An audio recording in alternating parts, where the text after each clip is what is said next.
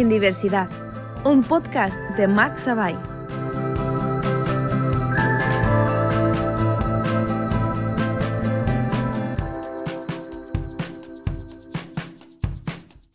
Bienvenidos y bienvenidas a En Diversidad. Hoy seguiremos con la entrevista a Silvia, en la que estamos aprendiendo más sobre una discapacidad invisible como es la fibromialgia. Dicho esto, sigamos con la entrevista. ¿Y qué dirías al resto de la sociedad para que comprenda mejor las dificultades que pueden tener este tipo de personas con estas discapacidades y qué podrían hacer para facilitar un poco más la vida ante este tipo de situaciones? Sí, yo creo que al final un poco la comprensión en general desde la parte del trabajo, desde la parte de la familia, de las amistades, de que eh, somos personas que vamos igual a un ritmo diferente em, y no por eso, pero no por eso vamos a dejar de ser productivos, de ser productivas. em, Por ejemplo, no porque te cancele un plan como 3 veces significa que no me caes bien o lo que sea, sino que efectivamente no puedo, em, pero sí va a haber un día en que pueda y con mucho gusto. Y lo mismo con el trabajo. En el trabajo quizás es la parte como más complicada porque estamos como muy acostumbrados a funcionar en un horario y también hay un problema muy grande con el tema de la explotación laboral, que em, es como una base, ¿no? En ciertos países, ciertos sistemas, es como que se espera que una persona joven lo dé todo pero eso no es sostenible, que es lo que me pasó a mí. Yo lo di todo en mis 20 y para los 31 ya estaba con fibromialgia, ¿no? No es sostenible y al final uno se queda con esas secuelas y el trabajo, el lugar sigue igual, ¿no? Pero yo creo que eso está pasando también, eso pasa con todas las personas. Es así que, por ejemplo, nuestros padres desarrollaron muchos hipertensión, em, hay muchísimas enfermedades por eso coronarias, o sea, em, hay que revisar el sistema como de laboral. De hecho, que está bueno que hay países que están probando la jornada de 4 horas y probaron que una vez que las personas se sienten como más descansadas, se sienten mejores y sienten que tienen más tiempo para su vida fuera del trabajo, son mucho más productivas.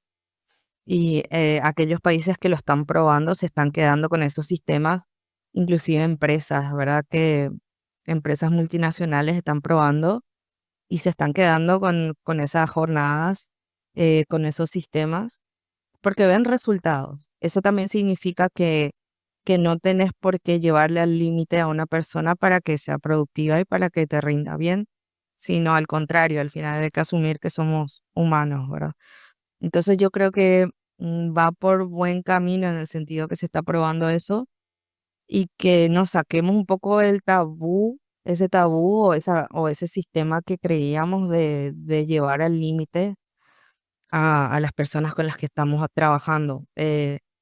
A mí por eso, en mi caso, por eso estoy haciéndolo el máster, porque también quiero empezar a trabajar de forma más independiente y sobre todo poder, en ese caso, poder construir mis horarios, ¿verdad? De manera que un día pueda trabajar bien y desarrollar lo que tenga que desarrollar para que por ahí un día que no esté tan bueno, que no esté tan bien, bueno, ese día no hago nada, ok, pero lo siento, es como, bueno, me recuesto, hago lo que tengo que hacer para que me pase ese día malo y al día siguiente esté mejor, ¿verdad? Y hoy en día, por suerte, las tecnologías nos permiten ese tipo de cosas. Realmente eso es lo bueno dentro de todo de la pospandemia, que la gente empezó a darse cuenta que podía trabajar desde su casa, que se pueden reunir, que puedes hacer unas reuniones presenciales, pero el resto desarrollar desde donde tengas. Y creo que estamos de a poco construyendo ese camino, me parece, porque es algo que veo que en general la sociedad necesita, no solo las personas que tenemos algún tipo de discapacidad. Sí, está bien que se prueben cosas diferentes también, como has dicho, lo de la jornada de 4 días para ver qué forma puede facilitar la conciliación de las personas. Y bueno, ¿crees que a nivel legislativo, aparte de esto que hemos comentado, se podría hacer algo más para ayudar a personas, ya sea con fibromialgia o con otro tipo de discapacidad? Sí, yo sí que veo que hay países que lo están implementando, pero esto todavía es como muy despacito porque cuesta, porque como no se ve. Entonces, por ejemplo, cuando yo tuve este problema, yo eh, era, bueno, todavía era funcionario un poco de un centro cultural de la cooperación española y me habían dicho, por ejemplo, me dijo un director, pero podés preguntar porque, por ejemplo, si podés hacer una evaluación, porque también creo que la legislación española sí que contempla, eh, haces una evaluación y te van midiendo el tipo de discapacidad que tenés y en qué grado, ¿verdad? Entonces, por ejemplo, si es una discapacidad del 30%, del 20%, bueno, se te podría reducir la jornada laboral. También hay una cosa que con la fibromialgia y con algunos de estas enfermedades, hay que garantizar ciertas cosas de adecuación del espacio de trabajo, por ejemplo.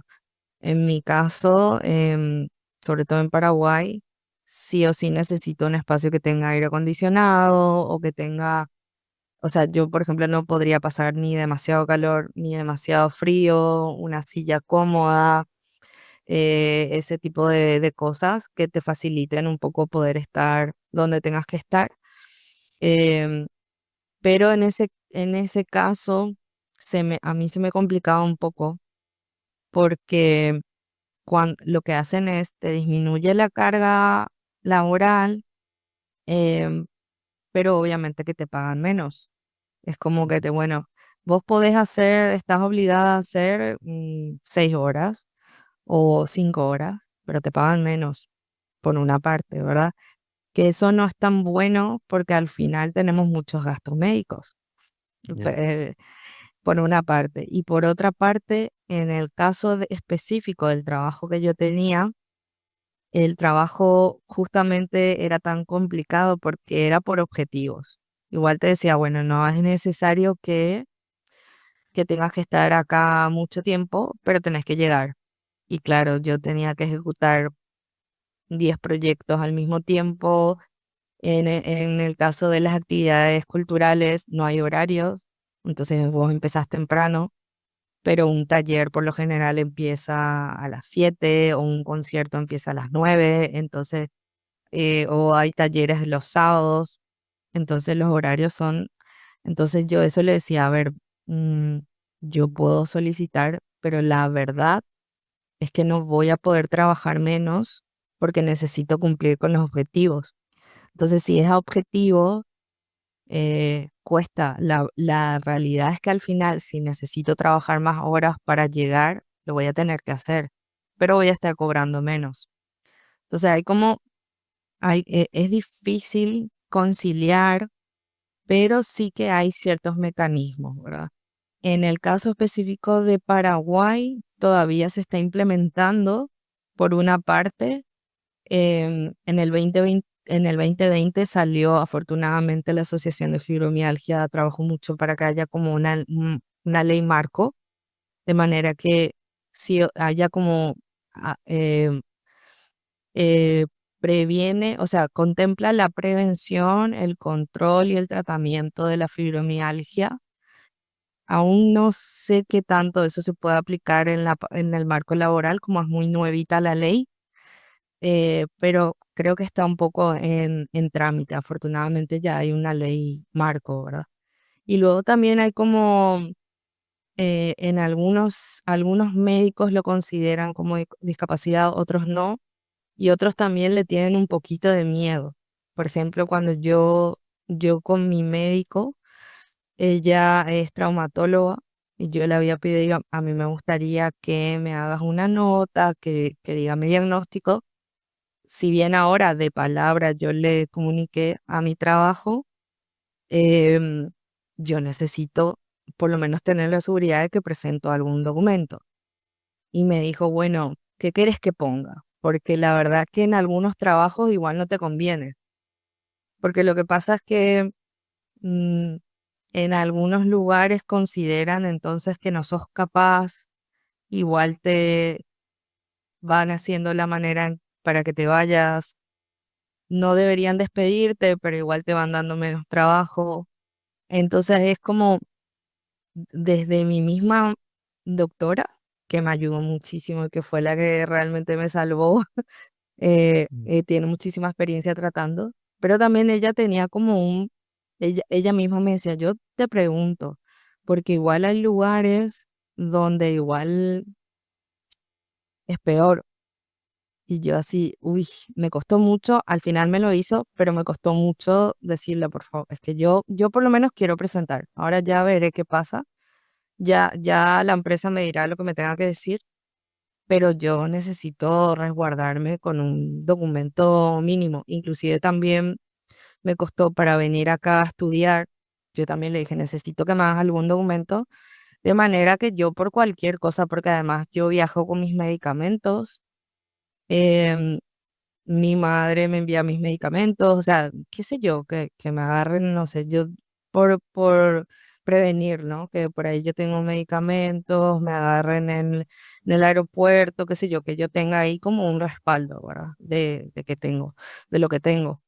Sí. Entonces, bueno, es como complicado, entonces hay como también, hay que hacer como cierta conciencia, inclusive entre los médicos, ¿verdad? Porque fue muy difícil diagnosticar por, Silvia, ¿me oyes? sí, Vale, es que la conexión se ha ido un poco. por unos Ya parece segunditos. que Sí. ya ha vuelto. Bueno, pues sí, todavía queda mucho por hacer y espero que el podcast llegue tanto a médicos como a políticos o dueños de empresas, etcétera, para que se hagan cosas para facilitar la vida de las personas con este tipo de discapacidades. Y bueno, para finalizar, em, es cierto que los amigos y los familiares seguramente han sido un apoyo muy importante, pero he visto que te has referido en el podcast mucho a tu madre y qué mensaje le querrías transmitir. Ah, bueno, la verdad que gracias infinitas. Yo también varias veces le hablé de esto, que ella fue la que me ayudó un montón, porque como es algo invisible, em, hasta los médicos muchas veces no me creían. Te vas y le decís, me duele y no se ve, es como, pero algunos te pueden tratar de loca o lo que sea. Y, y mi madre sí que me veía, coste que yo no vivía cuando eso con ella, y mi madre sí que me veía que la pasaba mal, que la estaba sufriendo, qué sé yo. Entonces fue como la única que me creyó, y por ende ella es bioquímica, trabaja con médicos y iba preguntando a sus colegas, esto le pasa a mi hija, qué sé yo. Y fue así que llegamos un, hasta dos médicos que tratan esto, hasta una persona que es especialista en diagnósticos así súper raros, y luego la médica que me trató. Así que nada, te agradezco un montón, y la verdad que el hecho me creas, de que me creas, me salvó, me salvó. Sí, pues con ese mensaje final finalizamos este episodio del programa que me atrevería a decir que ha sido uno de los que más nos ha aportado porque muchas veces estamos acostumbrados a ver la discapacidad desde fuera y cuando vemos a alguien no podemos saber si realmente por dentro puede tener algún tipo de discapacidad que no sepamos y por tanto debemos intentar tratar bien a todas las personas. Muchísimas gracias, Marc, por el espacio. Y la verdad que espero que haya servido lo que estuve también, yo estoy aprendiendo. Es un camino que es ya para toda la vida, pero lo bueno también un poco para dejarle a la audiencia y sobre todo a las personas que están teniendo fibromialgia o enfermedad de Crohn o otro tipo de condición que no se ve, pero jode bastante la vida, que se puede, que hay tratamientos que te mejoran muchísimo la vida y que sí, hay veces el primer médico, el segundo médico, pero ahí al cuarto ya vas a llegar al diagnóstico del tratamiento y se puede,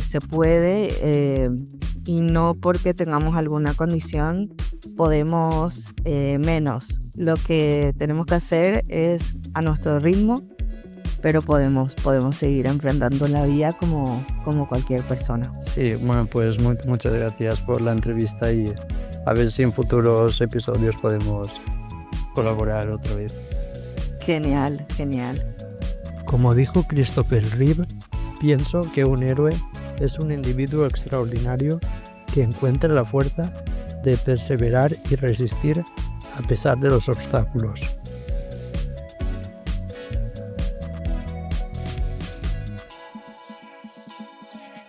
Si te ha gustado el podcast, puedes compartirlo y seguirnos en Instagram, TikTok y Facebook.